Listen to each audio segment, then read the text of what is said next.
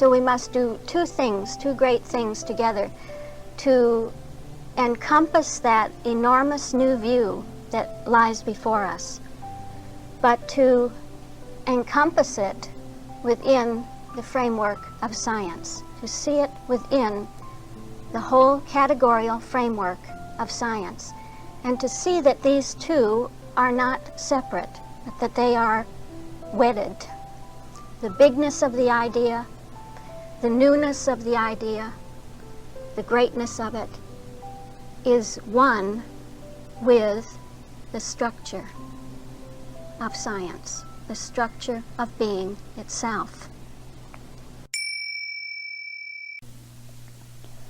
And then we see in C, again, a kind of outcome or output. In fact, you might look, you see, at A, B, and C as a reflection or a shading of, a shadowing forth, again, of Word, Christ, Christianity, and science. So that in A, you have that breaking in, that coming in of the Word sense. And then B will show us how the Christ deals with the supposed opposite.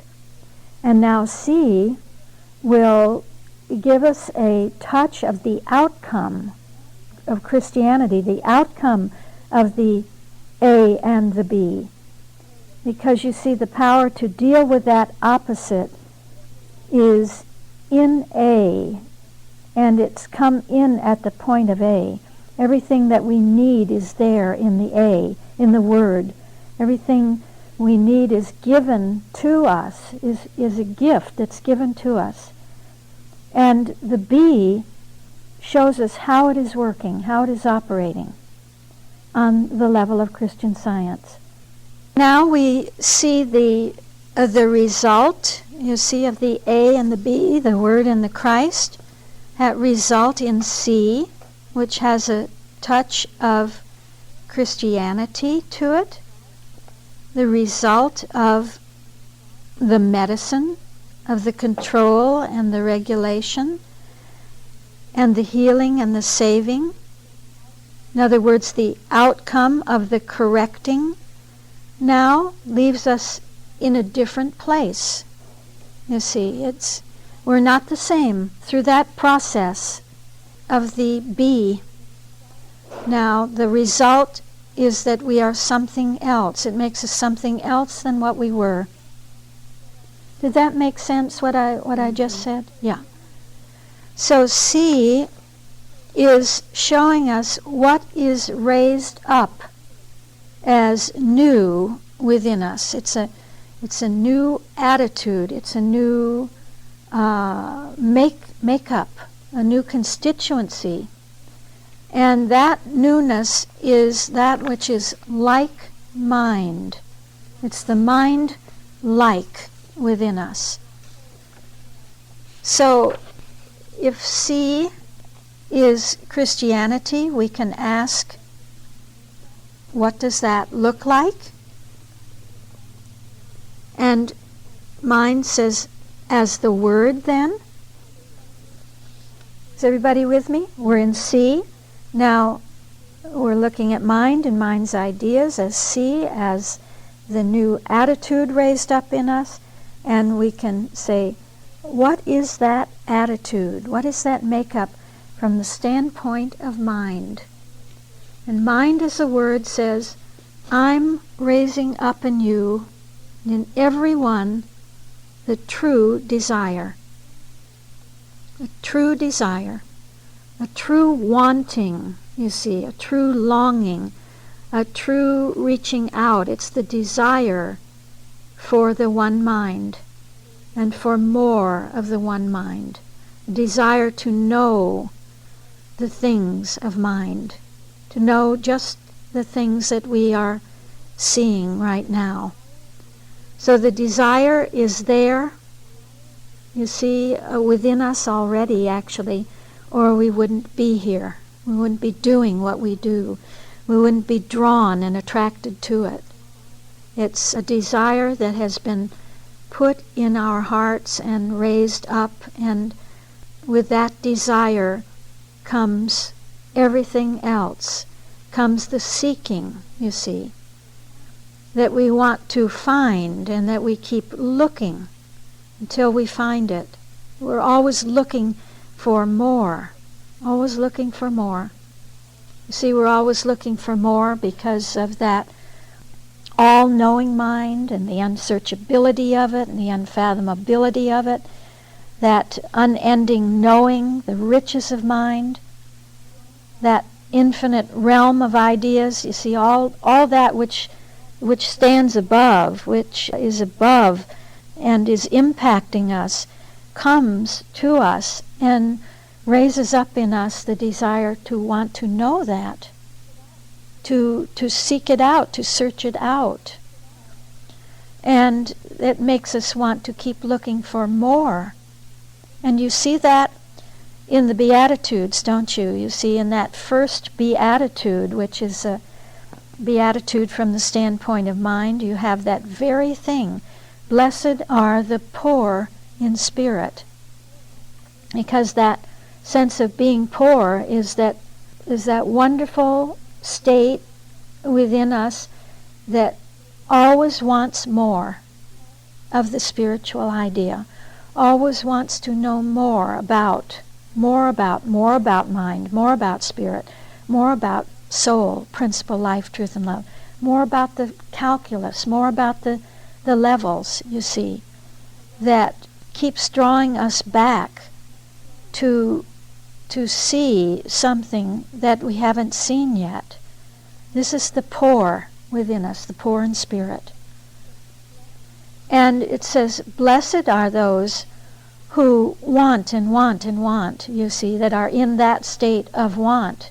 It's a right state of want.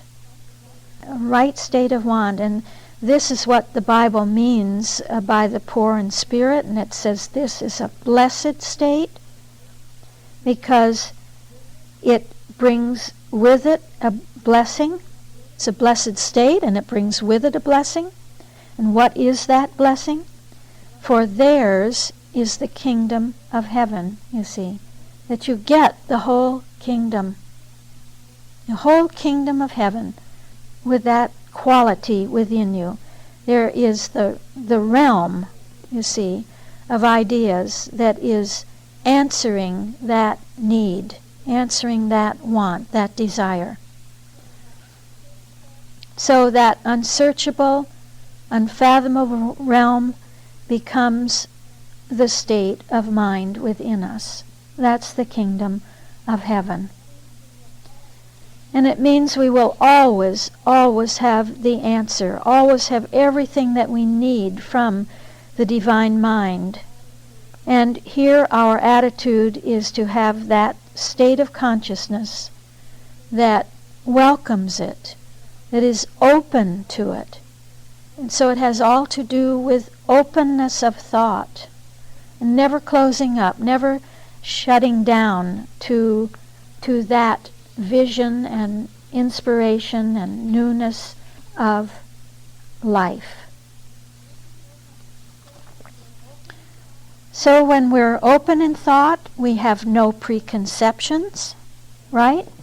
We don't preconceive. We are open to the infinite conception of mind, mind's own conception. We don't preconceive any situation. You know, if you watch yourself, you see that how when we turn on the news or we listen to someone speaking, we're so quick to preconceive. We're so quick to form an opinion on any and every issue. And our preconceptions are, generally speaking, they're humanly formed. They're formed by the human mind, aren't they? And it's good, I think, to be aware of that, to be quiet, to have that hesitation within ourselves that we would say that we don't want to simply form another opinion, but that we want to be informed by the divine mind. We want to know What does mind say about that? How does mind inform me about that situation and that question and that circumstance that's in the world? And that we would welcome that mind and take it in and love it. That, I think, has so much to do with being unpreconceived. And what else? Our attitude is to make mind foremost. That's exactly what we just said, actually. The practice of that is to make mind foremost. Don't make somebody else's opinion or your opinion foremost, your human mind opinion. But make mind foremost. Let mind be first. It is first. Here one feels that it's making mind foremost in our thought, giving it first place in our thought, and giving it the place that is due it. That's the word, I think. Mind as the word in C. And if we ask about the Christ, ask the Christ, what do you say in terms of ideas? What do you say about mind? How mind is forming me in a completely new form and character? The Christ will always give us that active sense. It's raising up the activity and the expression within us. So the Christ says that attitude within us that is stamped by the Christ is an attitude that is always turning to God. Turning to God. Actually doing it, you see. Actually beginning with mind. It's the doing of it. Beginning with mind. Taking that first step to entertain mind. To let mind come in. It's being a willing disciple. So there you have that translation coming in from above, the whole flow of that vertical, that divine will to express itself now is reflected in us, isn't it? The reflection in us as a willingness. The divine will becomes a willingness within us to be willing to let mind inform us, let mind instruct us and lead us and guide us and direct our way. This is really a powerful thing. It's a power within us. Did you ever think that your attitude could be a powerful thing? And that your attitude could have a result that is enormous? So too we see there the attitude of courage, you see, of acting boldly. This is what we find in the second chapter of the textbook, at the point of mind. It's that chapter, Atonement and Eucharist, and at the point of mind, mind is telling us there all about what it means to be in accord with the law of mind, and that for us has all to do with acting boldly in accord with the law of mind. So we know that second chapter is the Word as the Christ. Subtonally, it's a Christ chapter, and it has a lot to do with the initial movement of the Christ within us on that way of life. So the calculus structure is showing us that we must act boldly. We don't shrink back. We don't see something and say, oh, I can't do it. I can't do that. But we can do it. We can do whatever we need to do with the divine mind, and we can take that attitude and we can claim it, because it is so, and it's an outcome. You see, we can be an outcome. We are the outcome of the Word and the Christ. C is the outcome of the A and the B. And so within that C now we come to the standpoint in the calculus of Christianity. And what would our attitudes be there? It would be the constant entertaining of divine thoughts, that we are the constant entertaining of divine thought, to think in terms of ideas. Be always thinking and knowing in terms of ideas, you see. To move in the conscious realm, even the thought realm of ideas. Because here we are still very much at the point of thinking. It's the level of Christian Science, and we have those questions of what is right thinking and what is not right thinking. Thinking is only a channel. It can be a channel for right thoughts or wrong thoughts, positive thoughts or negative thoughts, but it's a channel. So here our attitude reflects that of choosing the right thoughts.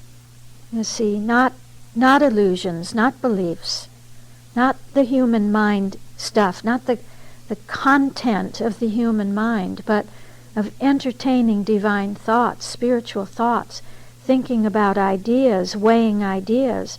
That's what we're doing right here and now, thinking about ideas. And is that clear?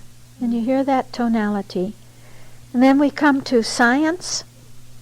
Again, science takes the Word, it takes the Christ in Christianity and lifts that up and says that can be seen as an attitude within us, as an attitude of science.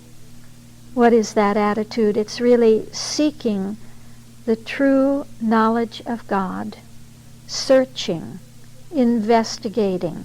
You hear the difference between these terms and those that have come before.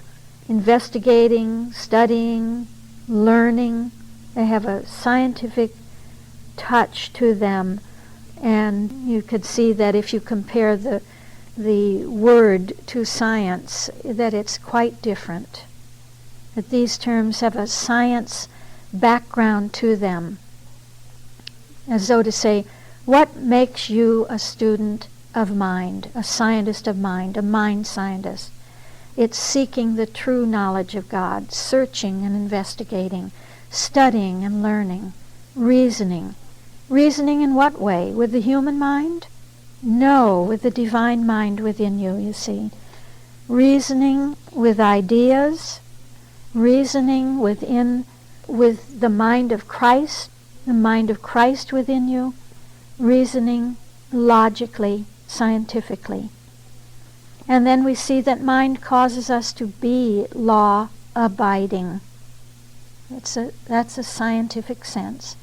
In science, on the level of divine science, we saw that mind, in relationship to its creation, is divine law. And now we see that that's reflected within our makeup, within our attitude, that we become law-abiding. You see, we're lined up with that law of mind, that we are adhering to that whole field of mind and mind's ideas.